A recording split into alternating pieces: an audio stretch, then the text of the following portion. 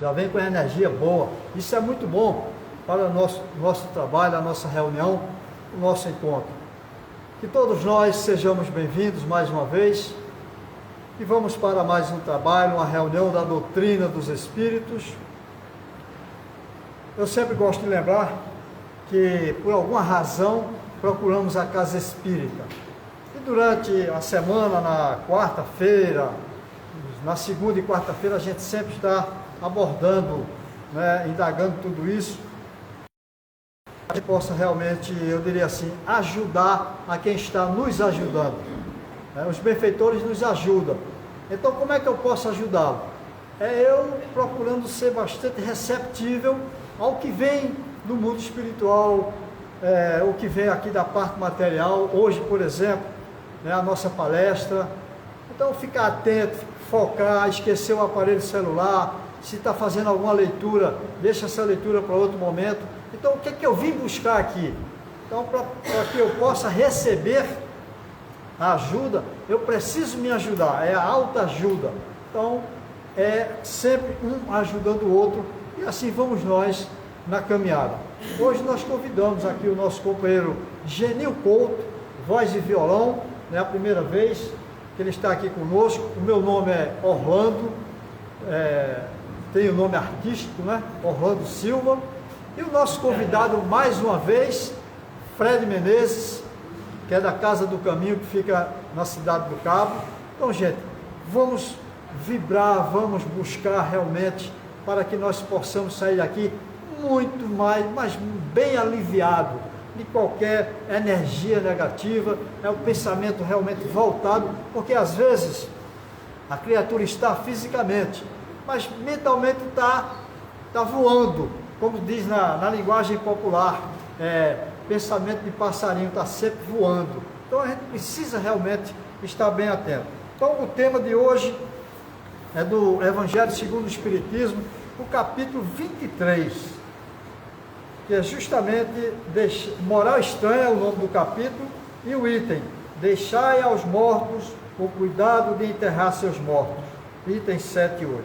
Então o companheiro Fred vai desenvolver esse tema, vamos ficar bem atentos, mas antes vamos à nossa prece, para que a gente fique cada vez mais em sintonia com o ambiente, com os nossos irmãos benfeitores, com todo o trabalho que iremos realizar.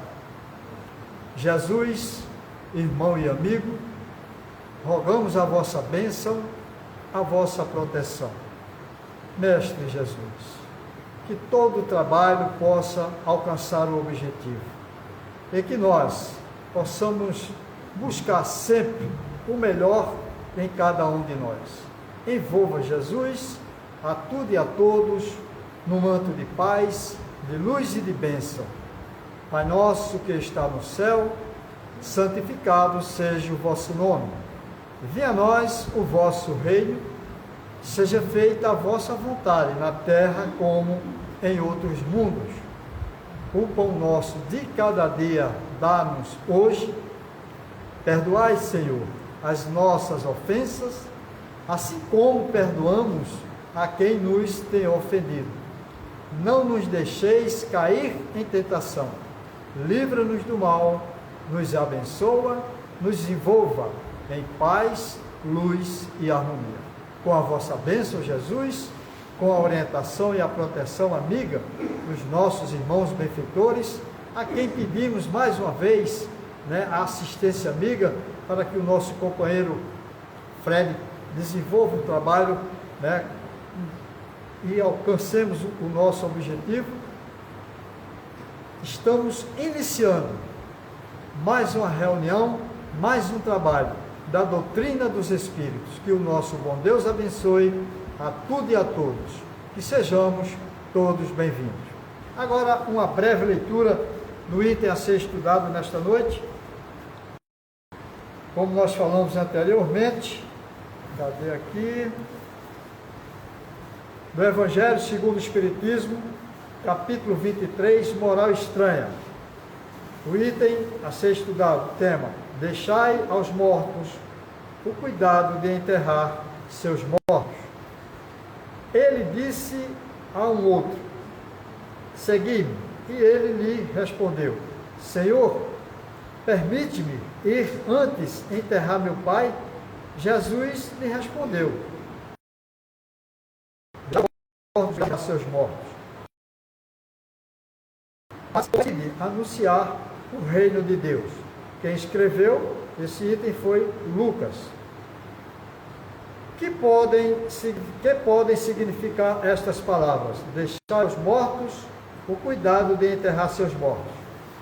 As considerações precedentes mostram, primeiro, que na circunstância em que foram pronunciadas, não poderiam exprimir uma censura contra aquele que considera um dever de piedade filial ir enterrar seu pai.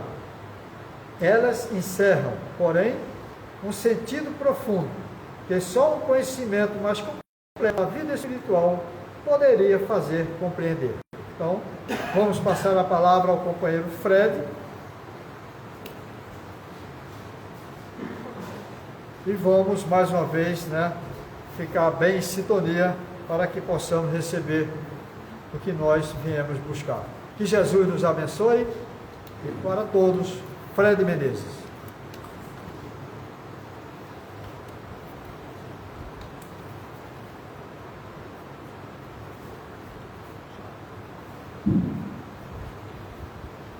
Caras amigas, caros amigos, boa noite a todos. Uma alegria imensa estar de volta a esta casa, que nós temos uma afinidade, temos uma história, temos páginas escritas de vivência e de amizade. Por sinal, quando começou a acontecer a pandemia, esta foi a última instituição, uma palestra, que era um seminário, e logo depois foram suspensas todas as atividades para a quarentena, que durou 4 meses no ano passado. Vocês estão ouvindo bem aí? Está chegando bem isso? Mais ou menos, né? Alô, alô, agora ficou melhor, né? O nosso capítulo, A Moral Estranha, é um dos mais instigantes e desafiadores capítulos que nos faz meditar e refletir a fim de compreender o sentido das palavras.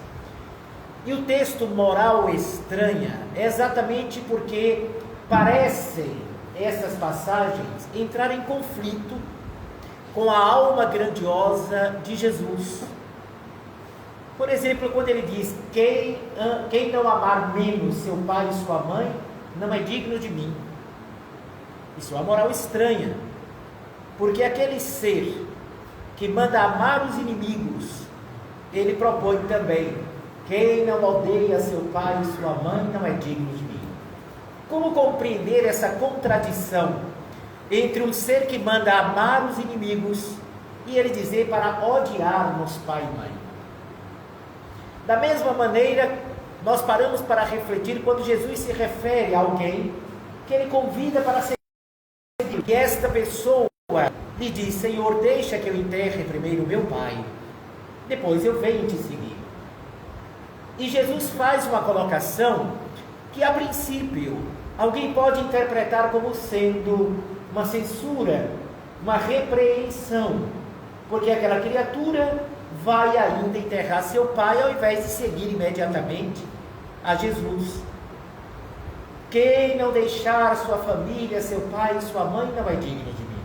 Aí está a moral estranha, mas estranha porque soa a nossa mentalidade como algo negativo. E, no entanto, para compreendermos o pensamento de um espírito da dimensão de Jesus, é preciso que nós também ampliemos a nossa sensibilidade, dilatemos, venhamos a expandir a nossa consciência, para compreender que Jesus foi o semeador da imortalidade. Ele foi o cantor de dimensões invisíveis aos nossos olhos. E é por isto que a própria cristandade não consegue entender Jesus até os dias de hoje.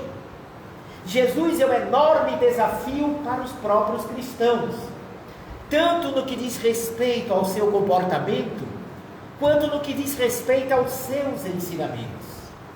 Vamos então devassar um pouco a reflexão da noite de hoje, referente a esta passagem que Jesus diz: vem anunciar o reino de Deus e deixa que os mortos enterrem os seus mortos.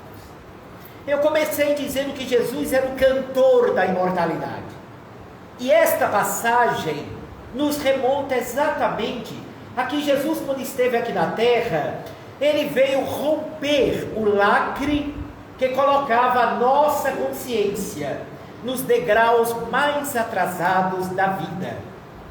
Imagine que se hoje nós ainda somos imediatistas, se hoje nós somos ainda materialistas, se hoje, passado mais de 2000 anos da presença de Jesus na terra, ainda transferimos para Ele a responsabilidade que nos cabe na vida, imaginem há 2000 anos atrás.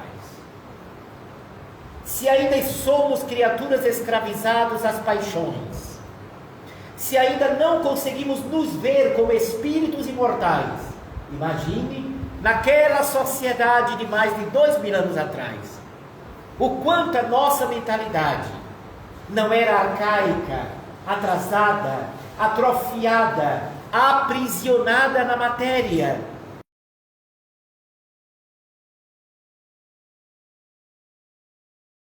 E traduzindo seus ensinamentos para o mundo moderno, para o nosso mundo atual, veio demonstrar exatamente, aí está a primeira grande missão da doutrina dos Espíritos. Nós não somos um corpo de carne, que parece que tem uma alma. Nós somos um espírito, utilizando temporariamente um corpo de carne. E isto faz uma diferença muito grande, esta visão, porque psicologicamente, emocionalmente, quando eu consigo me ver como um ser para além da matéria, quando eu consigo me sentir e perceber a vida com o olhar de imortalidade, com o olhar de que esta experiência aqui na Terra é transitória, tenha eu medo ou não de morrer, quando eu me conscientizo que o corpo que eu estou utilizando é um templo, é uma vestimenta de carne, importante para o meu processo de evolução, então, o meu olhar é a minha forma de encarar os desafios e os problemas completamente. Quando eu internalizo a noção de que eu sou um espírito imortal, então, a tendência é que a minha forma de sentir, de perceber a vida, de compreender a dor, de entender a convivência humana, é para se modificar. Quando Jesus esteve aqui na terra, ele não veio para ser o realizador de prodígios e de milagres, embora Jesus tenha realizado prodígios. Nós não podemos enxergar o Cristo apenas como o fazedor de cura, embora ele também tenha curado. Ele mesmo dissera: eu não vim curar corpos, eu vim libertar almas. Qual é a diferença de uma coisa para outra? E por que é que mesmo dizendo que não viera curar corpos, ele curou? Primeiro, ele curou por amor e misericórdia. Mas segundo, ele enfatizou, e isto é o mais importante, que o corpo, mesmo ele curando, poderá voltar a adoecer, seja pelas leis biológicas da vida, pelas leis da matéria, seja pelo principal. Quem adoece é a alma, o corpo reflete a condição da alma. Então, a pedagogia do educador Jesus é o mais profundo e eficiente medicamento para que a gente não volte a adoecer. A doutora Hannah Wolff, uma psicóloga, uma psicoterapeuta alemã, que desencarnou, partiu da Terra no ano de 2001, ela lançou uma obra monumental, creio que foi no ano de 1978, um livro chamado Jesus, o Psicoterapeuta. Ela percebeu, como psicóloga, porque ela também era formada em teologia pela Universidade de Berlim, ela percebeu que quando atendia pacientes no seu consultório, ela jogava de vez em quando, de acordo com o problema de cada paciente, ela lançava alguma passagem do Evangelho de Jesus. E os seus pacientes ficavam ruminando aquelas passagens. E quando eles voltavam para uma outra consulta, normalmente eles diziam: doutora, eu fiquei pensando naquelas passagens que a senhora me falou, e eu estou me sentindo bem melhor comigo mesmo. E os problemas, as angústias, o sofrimento que eu carregava de natureza emocional, praticamente desapareceu. Então a doutora Hannah Wolff chegou à conclusão que Jesus era o terapeuta por excelência. Que a sua palavra era uma palavra, porque Jesus tinha dois métodos de cura para os sofrimentos das pessoas: era a palavra e a ação, a palavra e a atitude. Quando Jesus ia curar, o que é que ele dizia sempre? Ele olhava para o paciente e perguntava: você quer que eu lhe cure? A palavra. E a pessoa respondia: eu quero, Senhor. Já é uma atitude da pessoa se abrir e tornar-se receptivo para receber as bênçãos do alto. Mas depois que Jesus curava a criatura, o que é que ele falava? Vocês se lembram? O que é que os textos bíblicos nos dizem? Jesus dizia: vai e não tornes a pecar, para que te não suceda algo pior. Então aí está o cientista Jesus, expressando uma palavra, uma frase que talvez naquele tempo fosse quase incompreensível, fosse uma moral estranha, mas ali estava Jesus ensinando a arte da cura pela lei de causa e o quê? E efeito. Jesus já ensinava há mais de 2000 anos atrás que tudo aquilo que nos afastava da lei de Deus nos adoecia. Por isso que ele dizia: vai e não tornes a pecar. O que é pecar? A palavra pecado significa, na tradução literal, errar o alvo. Então, se a gente erra o alvo, a gente peca. Haja alvo errado. Então, todas as vezes, o que é errar o alvo? O alvo é a lei sublime, a lei de Deus, a lei cósmica da vida. Todas as vezes que a minha energia, a minha atitude, o meu pensamento, o meu comportamento, a minha fala se afasta desta lei, vai provocar, pela lei do retorno, a lei do bumerangue. Vai e volta. Vai retornar aquilo que eu jogo na vida, retornará para mim. Daí porque Jesus foi considerado pela doutora Hannah Wolff o psicoterapeuta da lei de causa e efeito.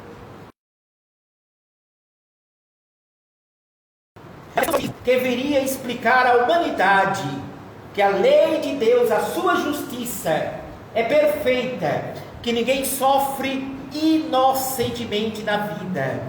Ninguém passa por situações dolorosas ou amargas que não tenham sentido lógico, uma razão inteligente e uma causa, por sua vez, inteligente.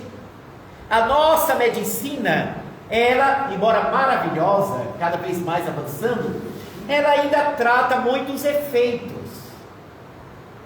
os sintomas, mas dificilmente ela desce a causa do problema.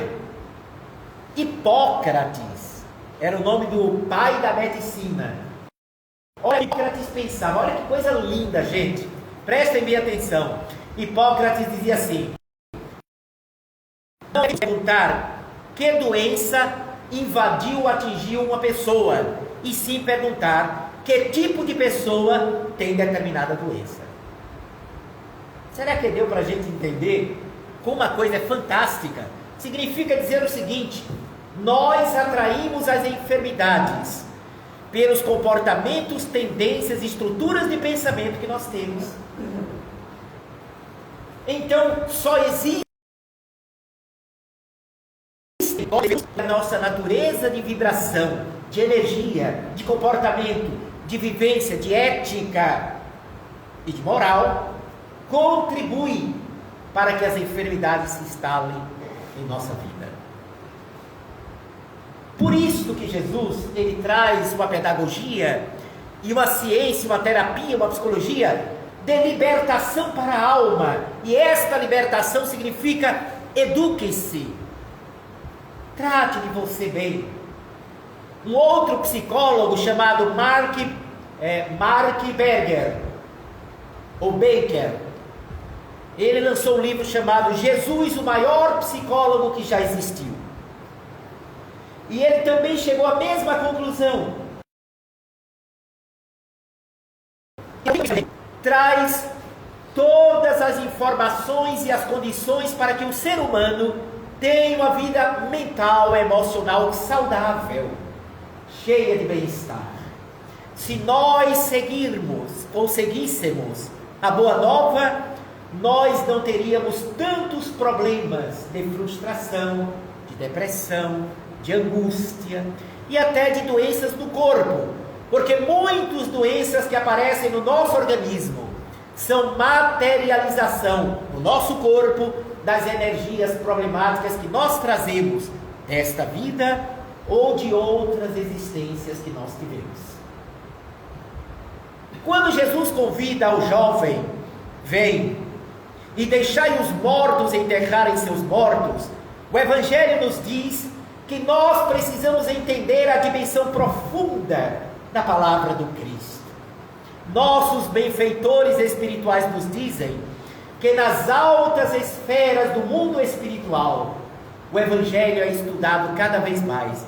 E vocês imaginem, espíritos de grande beleza moral, de muita luz, estudando o Evangelho, o quanto eles não enxergam coisas que nós não enxergamos na atualidade.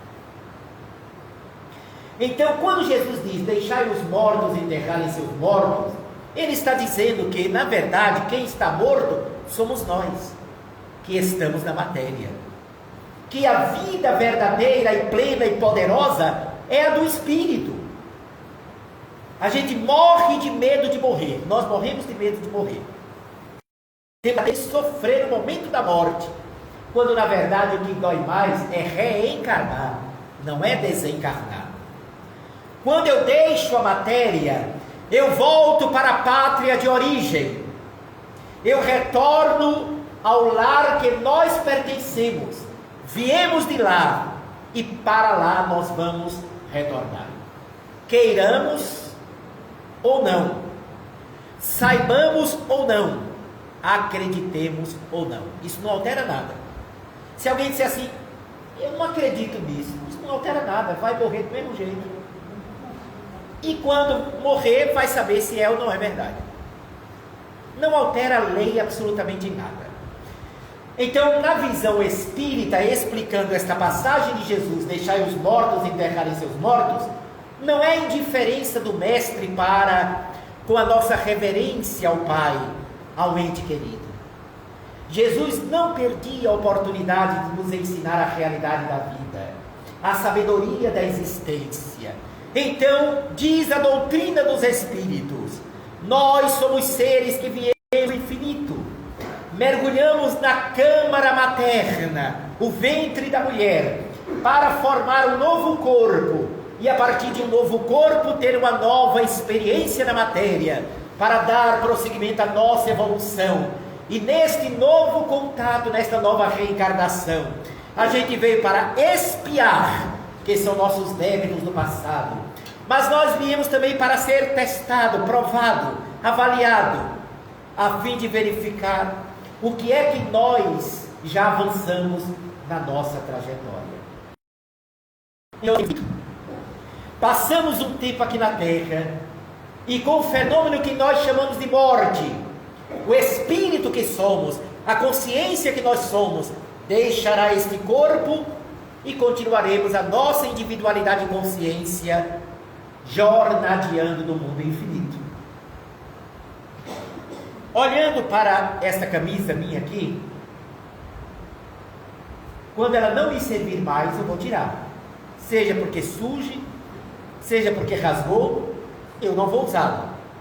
O fato de eu tirar esta camisa, eu não deixo de ser eu mesmo. Continuarei a ser o Fred que eu sou. Assim acontece conosco durante a desencarnação. Deixando o corpo físico na sepultura, permaneceremos a mesma criatura, com os nossos desejos, com a nossa vontade, com os nossos amores, com os nossos ódios, com os nossos dissabores, com as nossas frustrações. A morte não é um banho de miraculoso que muda a pessoa imediatamente. Agora, depois que a gente se adapta ao mundo espiritual, é que a gente vai ampliando novamente as nossas potencialidades de espíritos, filhos de Deus, e vamos nos desligando dos interesses materiais. Eu vou perguntar uma coisa a vocês, eu acho que muita gente aqui já teve essa experiência com a partida de algum ente querido. É muito comum uma pessoa querida, que a gente, aqui ou ali, alguém sonhe com a pessoa, não é verdade? Alguém diz, olha, eu sonhei com fulano, estava todo de branco, estava tão sorridente, estava pedindo assim, diga fulana, que está tudo bem. Muitas pessoas têm sonhos com quem partiu recentemente. Às vezes, a própria viúva, o viúvo, o filho, o irmão.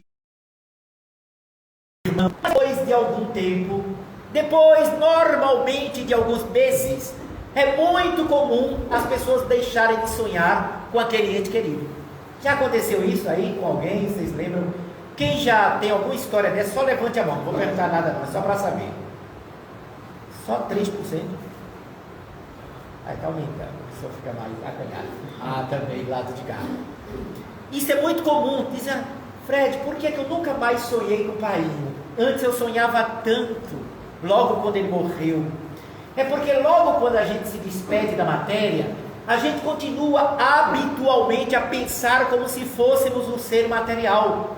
E tudo que a gente deixou aqui continua a ser interesse da gente imediato. Às vezes nem nos desligamos. Permanecemos muitas vezes espiritualmente no próprio lar, visitando as pessoas que nós queremos bem. Mas depois de um tempo, a nossa natureza espiritual nos convida para prosseguir a jornada, porque já não pertencemos mais a este campo vibratório da matéria. Daí a gente vê a importância da consciência do espírito que nós somos, a importância da consciência exata do nosso objetivo da vida e o que é que nós estamos fazendo aqui. Então o convite de Jesus, deixa os mortos enterrarem seus mortos, significa exatamente isto. Você que já conhece a vida no reino de Deus, você que já tem noção que você não é um corpo que está utilizando, você que já tem alguma consciência de que a morte é apenas uma mudança de estado de vibração, sem mudança essencial da pessoa, então não se detenha no desespero porque o seu ente amado partiu. Não se detenha na negação. Às vezes a pessoa diz, olha, eu confio tanto em Deus. Aí desencarna um ente querido. E quantas vezes já não vimos uma pessoa se revoltar contra Deus e até dizer, Não acredito mais em Deus. Olha que coisa infantil. Como se Deus fosse desaparecer porque ele disse que não acredita. E ele diz que não acredita porque não aceita a desencarnação ou a partida do ente querido. Significando dizer que até quando somos religiosos, negamos a vida espiritual. Nós vivemos numa cultura tão materialista que até a nossa crença é material. E eu estou falando de espíritas mesmo, não estou falando só de outros segmentos. Às vezes nós mesmos espíritas demonstramos que temos dificuldade de nos perceber como um ser transcendente. Certa feita, eu estava num evento espírita em outro estado do Brasil, e eu percebi um dos expositores, pessoa muito querida, uma pessoa maravilhosa, belo expositor, grande trabalhador da causa, que era uma pessoa muito alegre, muito entusiasmada, e eu notei que ele estava muito abatido. Ele ia falar depois de mim, e ele estava sentado na frente, esperando a vez dele. Um grande teatro, um congresso espírita, mais de 1.500 pessoas. Mas só que eu percebi, eu sentado, eu ia começar a falar, e eu olhava para ele, eu notava ele abatido, o olhar para baixo, nenhuma sombra daquela pessoa entusiasmada que eu estava acostumado a encontrar nos vários eventos espíritas. E aquilo me intrigou bastante. Quando eu terminei a palestra, eu fui saindo para a lateral, eu vi que ele veio para os bastidores chamado a fazer a palestra dele. Então eu fui ao encontro dele para dar um abraço e para saber o que estava acontecendo, porque aquilo me assustou, vê-lo completamente diferente. E eu abracei, ele disse: tudo bom, Fred? Disse: olha, desculpa dizer, mas eu estou achando você tão diferente, tão abatido, tão para baixo, que isso não parece você. Vocês querem saber o restante da história? Quem quer saber? Levante a mão aí. Vocês adoram a vida dos outros, né?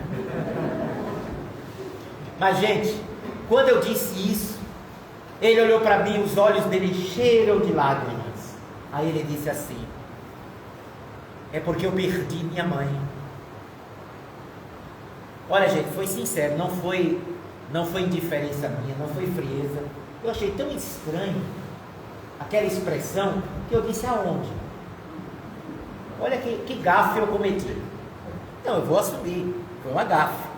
Mas é que eu não esperava, né? Isso é muito corriqueiro em pessoas normalmente assim, mais leigas, né? É muito difícil você ver um espírito de perdi, né? Perdi, mas disse: aonde? Eu pensei assim, que ele tinha separado, ela tinha viajado, alguma coisa assim. Ela disse: não, ela faleceu há 2 meses atrás. Aí eu pedi desculpas a ele, prestei minha solidariedade. E ele olhou para mim assim e disse: mas Fred, eu não aceito. Aí, quando ele disse não aceito, Jesus se afastou de mim e Moisés encostou. Claro que se fosse eu sei com quem eu estava falando. Se fosse uma outra pessoa, claro que eu não ia tratar nem colocar as coisas como eu coloquei. Eu olhei para ele bem dentro dos olhos. Eu disse: que é isso, meu amigo? Você que tem nos ensinado tanto com a sua palavra, e que agora vai entrar aqui para falar para essas mais de 1.500 pessoas que aqui estão nesse auditório. Talvez muitas delas, pela primeira vez, veio beber da água sublime da imortalidade da visão espírita.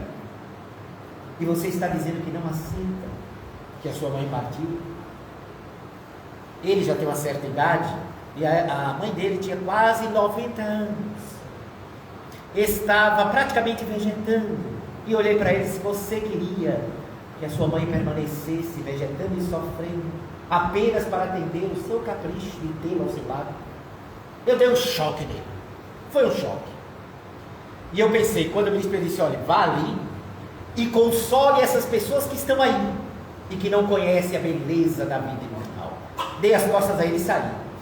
Foi uma jogada arriscada, porque eu poderia ter acabado com a palestra dele. se ele tivesse ficado perturbado com o que eu dissera, ou chateado, eu poderia ter estragado o estado de espírito dele. Mas eu arrisquei. Fui e eu não presto.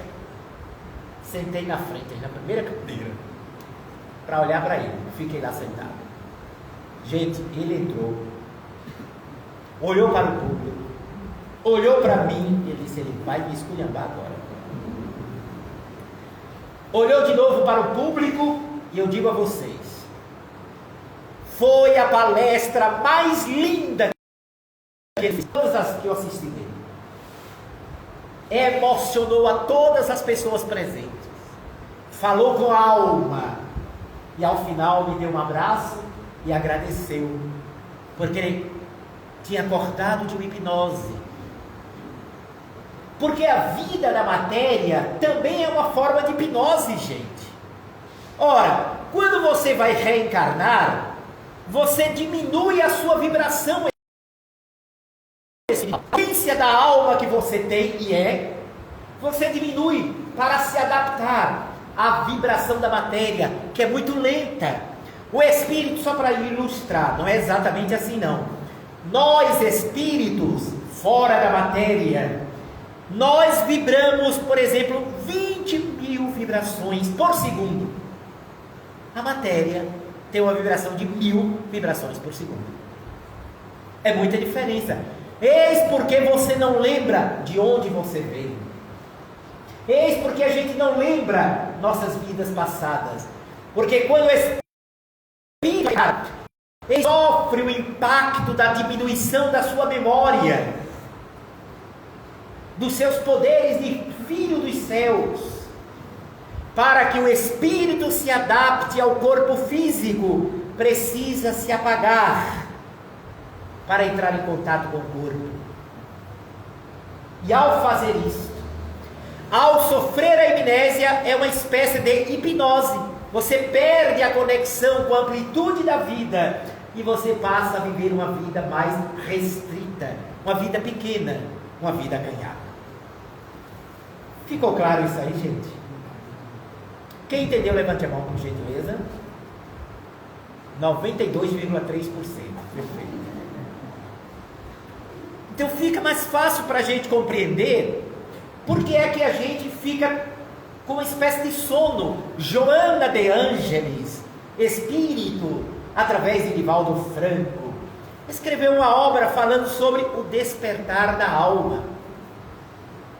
E ela diz com muita propriedade que a grande maioria das pessoas aqui da Terra vive numa espécie de sono hipnótico, sem qualquer noção por que é que eu estou aqui, por que é que eu sofro, qual o objetivo da vida e para onde eu vou quando deixar esta vida.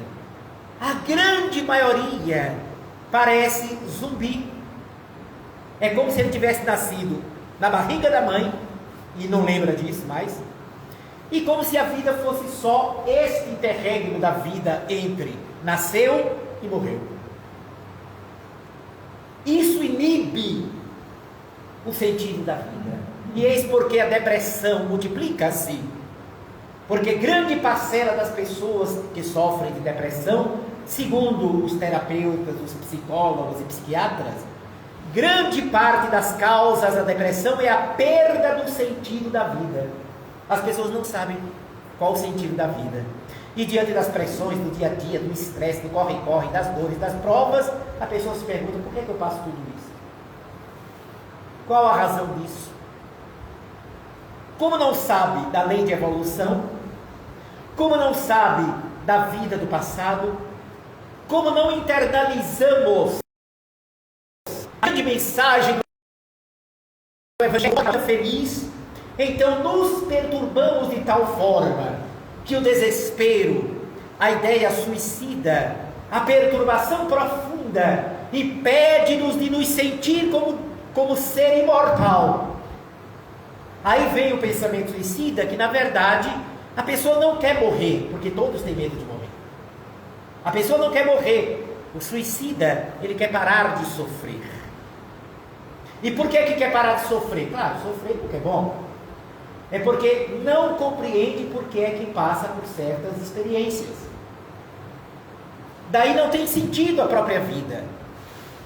Ele está sepultado no corpo, achando que é o corpo e que a vida é apenas o corpo. A mente pensa como matéria e não como espírito. A alma sente como se fosse o organismo físico. Não é. Quem ama não é o corpo, é o espírito. Quem tem saudades, quem sente ternura, quem tem raiva, quem cultiva ódio, é o espírito, é a nossa consciência, não é o corpo físico. A minha camisa não pensa, a camisa não tem amor. Ela é apenas um instrumento que eu estou utilizando. Assim é o corpo. Tanto o Espiritismo como Jesus veio acordar a humanidade. O Cristo aparece nos horizontes da Terra há mais de 2000 anos. E ele apresenta o Deus sublime, o Deus que é amor, amor incondicional. Mas ele diz mais, ele fala mais. Há um reino dentro de você. O reino de Deus não está ali, nem está acolá. Ele está dentro de você. Vasculhe o seu mundo interior, que você vai descobrir a beleza deste reino. Há uma luz dentro de você. Não tenha medo de viver. A vida é dadivosa. E o objetivo da vida é atingirmos a felicidade que vamos atingir mais adiante. Uns vão ser felizes mais rápido, porque vão se esforçar, vão ser mais determinados, vão aprender, vão acordar do sono, da letargia moral. E outros vão demorar um pouco mais, porque permanecem aprisionados no sentido da vida material. Sermão do Monte, Jesus de Nazaré. Tudo aquilo que eu fiz e faço, vós podeis fazer e muito mais ainda. Isto quer dizer que você, meu amigo, você pode curar um cego. Nossa amiga, você pode fazer um paralítico andar.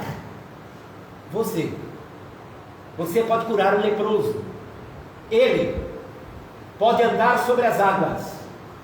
A nossa irmã pode multiplicar pães e peixes.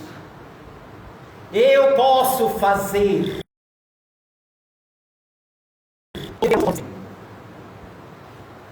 Jesus não mente. Espírito puro. Quanto mais pura é a alma, mais verdade ela é. Portanto, eu pergunto a você: Jesus mente? Só 4 pessoas acham que não. Eu fiquei assustado.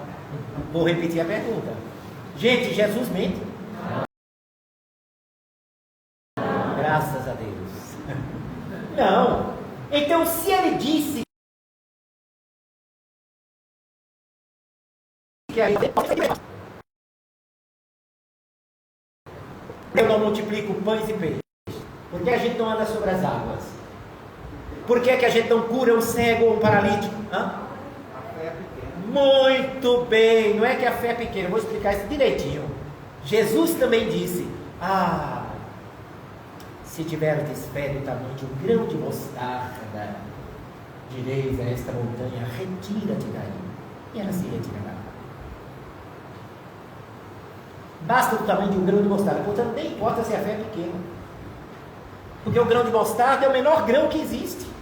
Se você tiver desse tamanho, você faz prodígios. O problema é que é pequena. Não é que a gente não tenha, não, gente.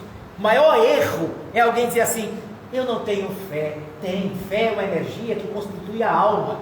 Apenas ela está adormecida pelo próprio materialismo, pela ausência de conhecimento, pela falta de esforço pessoal. Nós temos a energia da fé. Tanto é que para curar, Jesus diz: queres que eu possa te curar? Ou seja, ele fazia, instigava a fé dentro da criatura. Aí a pessoa às vezes respondia: eu creio. Jesus percebia que era conversa fiada.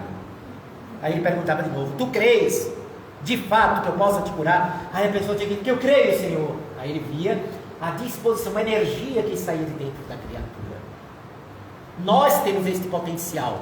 Então, no Sermão do Monte, Jesus fala novamente, tentando despertar cada um de nós, para que compreendamos quem somos, o que é que nós somos. o sentido de estarmos aqui. Em todas as passagens, Jesus convida a alma para acordar, e fez o mesmo com este jovem. Deixa os mortos, os que estão sepultados na matéria, enterrarem os mortos. Tu que já conheces a beleza do reino, vem comigo anunciá-lo. Este é o sentido profundo, espiritual, desta passagem de Jesus, que sempre respeitou o amor filial, paternal, maternal, mas não perdia o oportunidade. Porque tu acreditas que tu és este corpo tão cheio de mazelas? Tu és mais do que isto. A nossa vida é muito mais grandiosa do que a gente percebe. A nossa existência é muito mais complexa e rica e muito mais bela do que a gente compreende. Vejam bem, nesta noite, as mulheres estão aqui participando conosco. Vocês estão tendo a oportunidade, não riam, de assistir o futuro Francisco de Assis fazer uma palestra para vocês. É presunção? Não. E eu estou vendo futuros Franciscos de Assis, Joana de Ângeles, Bezerra de Menezes, assistindo a minha palestra. Porque a lei de evolução que nós aprendemos com Jesus e com o Espiritismo, nos diz que todos nós um dia seremos anjos.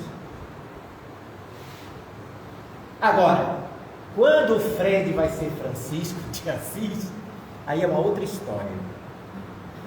Vai depender de mim, se isso vai acontecer daqui a 2 milhões de anos, daqui a 100 mil encarnações, ou daqui a 5 encarnações. Depende de Fred. O sentido da vida, quem dá somos nós. A partir da compreensão que a vida, ela é perene, é para sempre, não há morte. A morte é uma ilusão dos nossos sentidos de percepção. Então a gente precisa se desidentificar da matéria, ou seja, precisamos ir cortando o nosso cordão umbilical com o corpo. Não é viver alienado, não. Não é atravessar a rua, eu sou espírito, aí vai morrer como suicida, que vai ser atropelado. É já aqui na nossa mente e aqui no coração, atitudes, comportamentos de espírito, utilizando um corpo, e não de um corpo que parece que tem uma alma. Isso muda completamente a nossa maneira de viver. Isso altera substancialmente como encaramos os problemas e os desafios da nossa vida. Como eu encaro as minhas batalhas. Como eu enfrento as minhas dores. Eu começo a compreender as minhas lágrimas. Eu entendo melhor os espinhos que me cravaram. Que muito do que eu vivi foi consequência das escolhas erradas, equivocadas que eu possa ter sido feita nesta ou em outras vidas. Porque Deus é a justiça perfeita e é o amor incondicional. Então não é Ele que nos pune, é a sua lei que é perfeita e que é preparada para ensinar, corrigir a alma. A lei de Deus é pedagógica, é didática, ela ensina para que o espírito aprenda. Deus não quer que o ímpio morra, mas que se converta e viva. É este o objetivo da lei. E por isso mesmo ele dissera que bem-aventurados aqueles que são brandos e pacíficos, porque herdarão a terra. É a única passagem que Jesus fala em herdar a terra. O reino dos céus. Por quê? Porque lá estava Jesus semelhante do que a doutrina dos espíritos está explorando atualmente. Transição da terra, a mudança do nosso planeta, onde passar para o estágio de mundo regenerado, só reencarnará na Terra as almas propensas ao bem, os espíritos que trabalhem pelo seu pacifismo, pela sua mansuetude, e aqueles corações que se mantêm no ódio, na mágoa, no ressentimento, permanecerão afastados daqui. Estes não podem herdar uma terra melhor. Compreenderam? É este olhar que o Espiritismo veio derramar sobre a nossa vida, no tocante a estas nossas experiências da atualidade. Mágoa. Mágoa. A mágoa tem tudo a ver com um canal de libertação que Jesus trouxe para a gente, que faz parte do nosso desapego à matéria. Nós só sentimos mágoa porque não conseguimos perdoar. Vocês concordam? Quem perdoa não fica magoado. Se está magoado, não perdoou. Mesmo que diga a pessoa: ah, eu te perdoo. Mas se ficar lá dentro remoendo, não perdoou. De fato, não. Então, olha o que é que acontece. A mágoa é uma corrente que nos prende ao passado. Você só tem mágoa do que lhe feriu. Você não tem mágoa do que vai vir. Não é verdade? A pessoa magoada apenas pelo que lhe passou. Pode ser o passar 1 minuto atrás, pode ser o passar 2 anos atrás. Não importa. É o passado. Quando Jesus nos ensinou o perdão, Ele estava ensinando uma ciência avançada. Ele estava dizendo que Deus nos fez para conquistar o futuro, mas a gente só conquista o futuro se viver bem o presente. E a alma presa no passado, pela mágoa, pelo ressentimento, não conseguirá viver bem o presente. Um coração cheio de mágoa não se ama. Não é exatamente porque eu tenho amor próprio. Não vamos confundir, gente. Amor próprio com auto-amor. Amor próprio tem a ver com orgulho. Tanto é que, como é que a gente usa a expressão amor próprio? Não, fulano me ofendeu. Eu tenho amor próprio, eu tenho dignidade. Não vou dar a mão à palmatória. Isso é orgulho, isso não é auto-amor. O auto-amor é a consciência da nossa natureza de luz. O auto-amor é a gente se tratar bem a partir da natureza dos nossos pensamentos. Quando eu penso mal, quando eu sinto mágoa, eu estou me agredindo. E quem se agride não se ama. Porque se alguém diz que se ama e se agride tanto com maus pensamentos, com pessimismo, eu não quero que essa pessoa me ame. Porque ela vai me amar dando bofetada. Quem se ama se trata bem. Se tratar bem é pensar bem, é sentir bem, é agir no bem, porque faz bem. Então, quando Jesus propõe a gente se livrar da mágoa pelo perdão, Ele está dizendo: livre-se do passado. O passado deve ser apenas aprendizado. Não fique preso no ontem. Trabalhe no presente para criar asas, e pelas asas conquiste, que é a felicidade, a saúde, a paz interior. A paz interior, não é a paz exterior. A paz exterior é aquela que eu saio de casa brigado com a família, chego no centro, no paz, luz e harmonia. Aí eu digo: olha, eu adoro vir para esse centro, eu sinto uma paz. Só que essa paz é falsa, porque eu estou sentindo a paz da casa, das vibrações do lugar. Tanto é que acabou a reunião, eu volto, pego meu tridente lá fora e volto perturbado para dentro de casa, cheio de mágoa, rancoroso. Aí volta o inferno. A paz interior é a maneira como a gente passa a viver. Espiritualizar-se é investir na consciência desta alma que nós somos, para vivenciar o amor, para vivenciar a lei suprema da vida, para compreender que nós devemos buscar uma convivência sadia com as outras pessoas. Deixai os mortos enterrarem seus mortos. Aqui, venha anunciar o reino de Deus comigo. Não fique chorando permanentemente porque seu ente querido voltou à pátria espiritual. Sinta saudade, porque quem ama sente saudade. Isso não quer dizer que nós que temos Jesus e o Espiritismo, não sentimos saudades que amamos, não. Nossa mãe partiu, a gente chora, sente saudade, é normal que aconteça. O que não devemos fazer é chorar com revolta e desespero, e muito menos engessar a nossa mente para ficar anos e anos revoltados sem aceitar o que aconteceu. Sentir saudade é normal. Sentir falta física é normal. Eu digo até brincando às vezes, quando eu desencarnar, tem gente que diz, Fred, eu te amo, tá? Quando eu desencarnar, a pessoa só porque é espírito diz assim, Fred desencarnou, que bom. E não derramar nem uma lagrimazinha. Eu venho pegar no pé. Que amor é esse? Não, sinta falta, mostra que sentiu falta, não é? Que coisa, né? O espírito tem essa mania, né? Olha, eu não vou poder estar lá nesse momento importante, mas vou estar pelo coração. Não, eu quero você lá. Porque às vezes a gente diz pelo coração só para dar uma desculpa.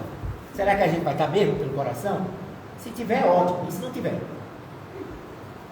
Então, esta autenticidade da nossa busca de vida, essa consciência da importância, a nossa vida é tão importante, gente. A vida de vocês é importantíssima. Esta nossa reencarnação foi a reencarnação que a gente melhor se preparou.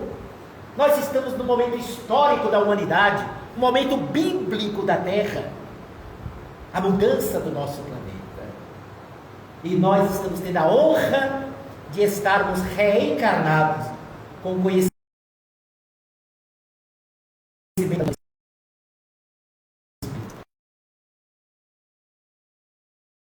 o testemunho da sua crença.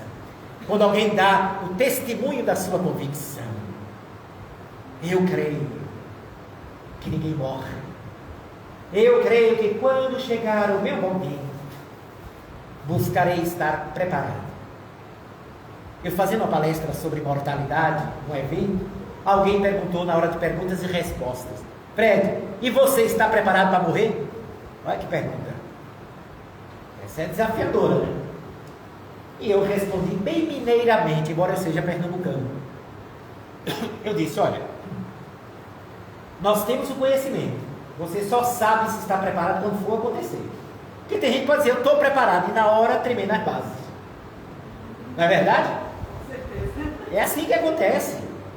E outros, você não dá nada pela pessoa, e ele está sereno e tranquilo para o momento da partida.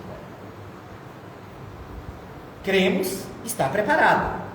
E esperemos que estejamos mesmo. O que vai nos deixar tranquilo é a natureza da nossa consciência. A consciência é uma asa que nos auxilia no grande voo, mas a consciência também pode ser uma algema que nos prende à retaguarda, nos impedindo a coragem para prosseguir. Daí porque o Espiritismo, como o Evangelho de Jesus, nos propõe renovação íntima, a fim de que a gente possa aproveitar bem a vida que nós temos da matéria e, através dela, realizar o melhor de conquistas para prosseguir. Tem no meio espírita, às vezes, falta 3 minutos, né? Vocês aguentam mais 3 minutinhos? Aguenta mesmo? Quem aguenta, levanta a mão. Massagem no ego do palestrante. Eita, gostei. Eu disse que era massagem no ego. Veja, gente. Muitas vezes, nós estamos num evento e as pessoas indagam, perguntam, reflexionam e têm suas dúvidas, o que é muito normal. E estava em Poços de Caldas, lá em Minas. E aí, na hora de perguntas e respostas, uma pessoa me perguntou assim: Frederico, eu queria saber para onde eu vou quando eu morrer. Eu nem conhecia a pessoa, como é que eu vou dizer para onde ele vai? Eu não sei nem para onde eu vou. Mas aí eu tive uma inspiração. É aquela coisa, os bons espíritos não perdem a oportunidade para que a gente aprenda. Aí me veio claramente, disse, embora eu não conheça a pessoa que fez a pergunta, e a gente não possa dizer cabalmente para onde cada um vai, mas eu vou dizer agora aqui para onde a gente vai quando morrer.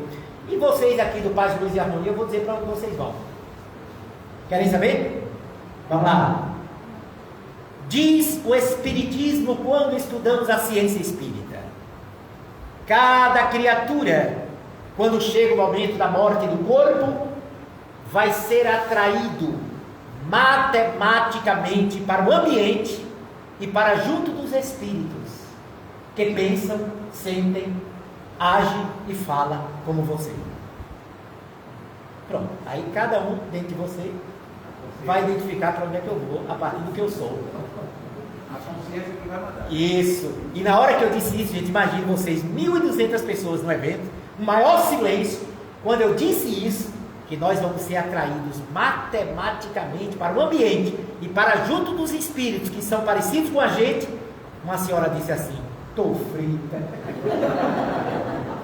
Eu tive tanta pena da bichinha. Eu tentei contornar a situação. Eu disse: olha, mas se a gente identificar um problema, a gente pode e deve melhorar.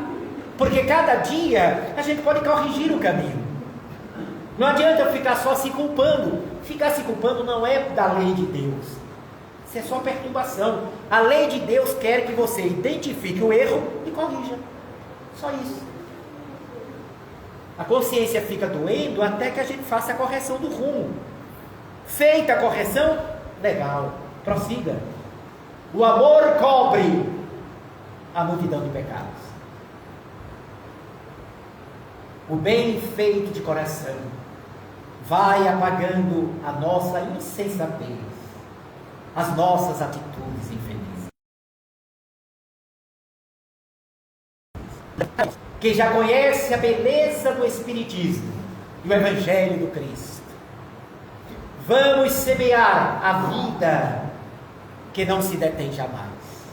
Vamos espalhar o melhor para os filhos da agonia, para os aprisionados na matéria, para os desesperançados, os atormentados, os infelizes, os obsidiados. Vamos levar aos filhos do sofrimento anônimo este bálsamo que já nos atingiu o coração. Sejamos aquele pirilampo a clarear uma noite escura. Sejamos a vela a acender lume na vida de alguém que está completamente desnorteado.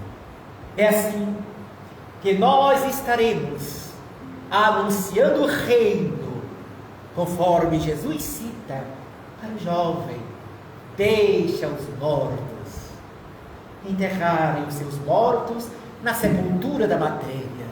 E tu, que já sabes que não morres, venha anunciar o reino de Deus para a humanidade. Muita paz e que Deus nos abençoe. Posso terminar aqui rapidamente? Gente, eu vou aproveitar a ocasião, me permita. Nós temos também trabalhos sociais, como esta casa também tem.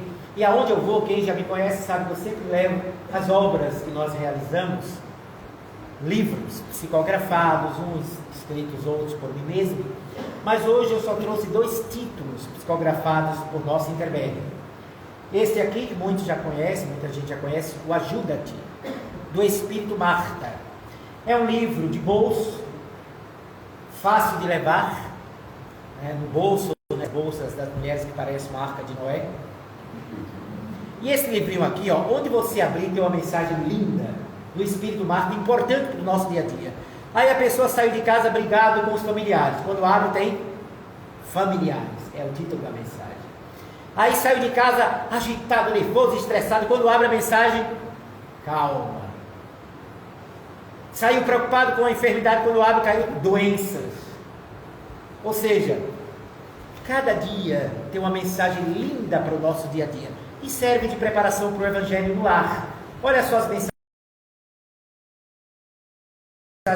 sombras, egolatria, apego, autoestima, ir à luta, alegria, misericórdia, calma, em família, sofrer por antecipação, doenças, não julgueis, recomeçar, ganhos e perdas, quando a lágrima cair, como Deus te ouve, conversa, medo, vence a ti mesmo, fugas, o caminho, pensa nele, a felicidade, a luz de Assis e a oração de São Francisco, que Marta faz um desdobramento dele.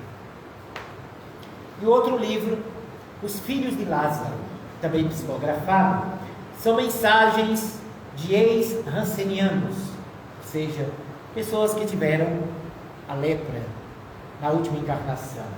98% dos espíritos que estão aqui viveram aqui em Pernambuco, na Miroeira, em Paulista, que é onde fica o Hospital de Rancenianos do Estado. Só 3 espíritos viveram fora, um em São Paulo, um em Goiás, e a Marta, que na época do Cristo teve também ranceníase. E vocês vão encontrar nesse livro, olha só, algumas das mensagens que vocês vão encontrar aqui, são mensagens muito bonitas. Exemplos vitoriosos,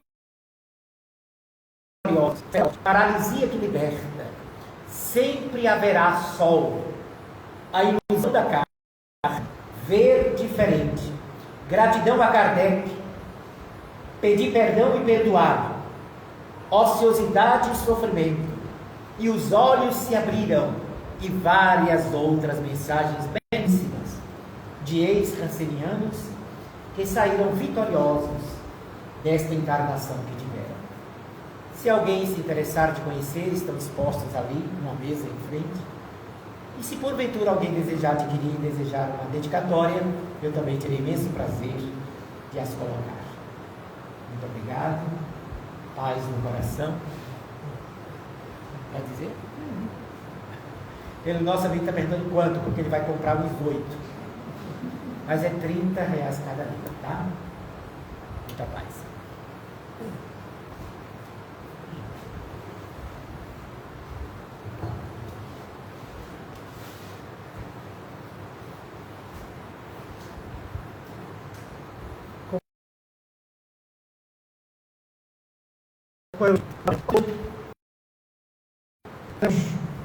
Eu diria, mais cuidados com os nossos parentes e amigos que desencarnam antes da gente.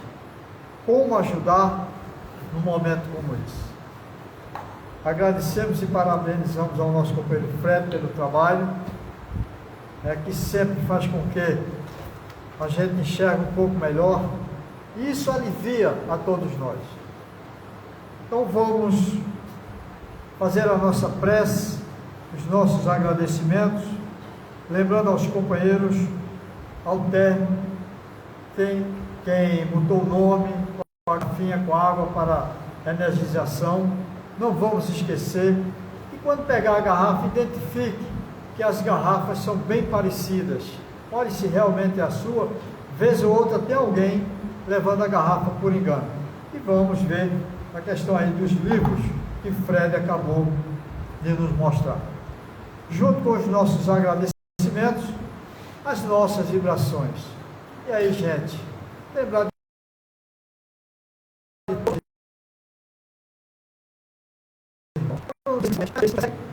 que aí não simpatizam com a gente. Nós temos condições de pôr todos em nossa mente, em nosso coração, na nossa prece final. E lembrando ainda que quando a gente pede a Deus que abençoe e proteja alguém, tem sempre alguém em algum lugar também pedindo a Deus que nos proteja, que nos abençoe. Então vamos retribuir no fundo dos nossos corações. Aí eu gostaria de pedir, nós vamos fazer a prece final com a oração de São Francisco. Quem puder ficar em pé, por favor, organize a coluna.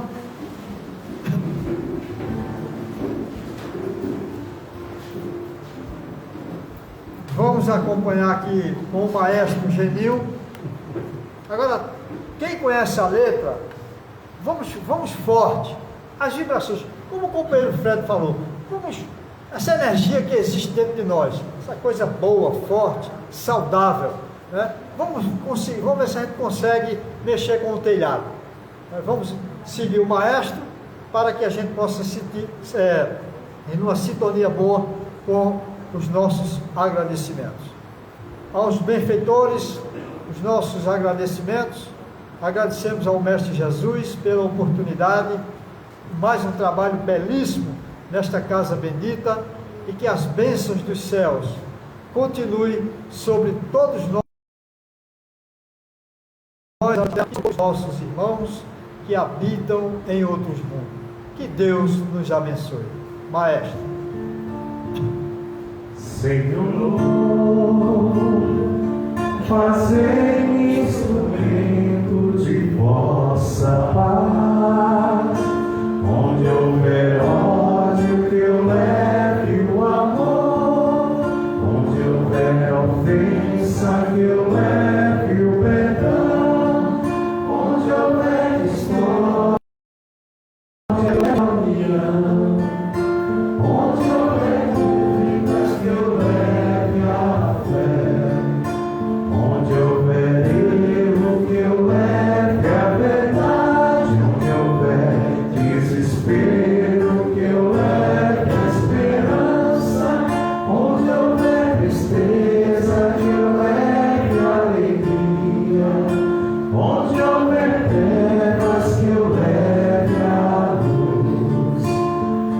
Ó Mestre, fazei que eu procure mais consolar que ser consolado, compreender e ser compreendido,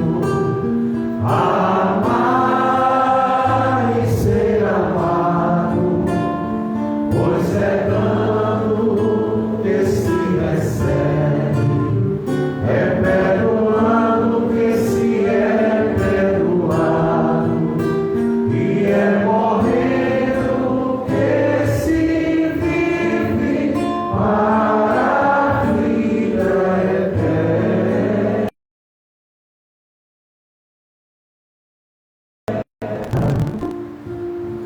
Ó Mestre, fazei que eu procure mais Mais forte, tá bonito, mais forte. consolar e ser consolado, compreender e ser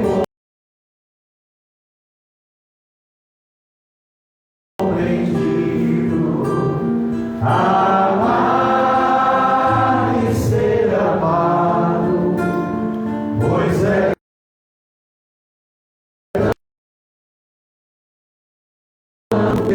quando que se é perdoado, e é morrendo que se vive para a vida eterna. Saúde e paz, que Deus nos abençoe. Tudo de bom para todos nós.